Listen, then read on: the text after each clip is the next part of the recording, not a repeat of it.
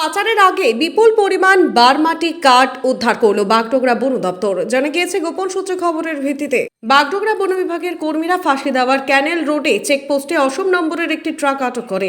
ট্রাকে তল্লাশি চালিয়ে উদ্ধার হয় লক্ষাধিক টাকার বারমাটি কাঠ। ঘটনায় আটক করা হয় ট্রাক চালক ওয়াসিম খানকে। সে হরিয়ানার বাসিন্দা।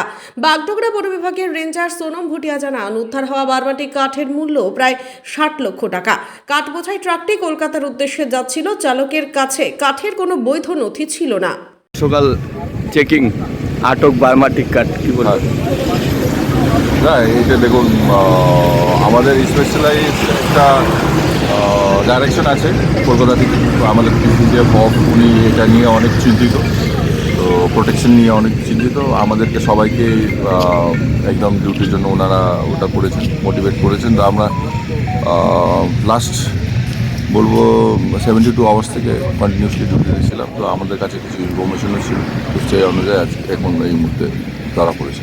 কত টাকা বারমাটি করতে পারে? এখন ফুল লোড আছে 700 CFT কাছাকাছি হতে পারে। ভ্যালু অটোমেটিক 50 লাখের উপরে যা যেতে পারে। আজকে কি আরও গাড়ি এরকম হবে? সেটা আমি পরে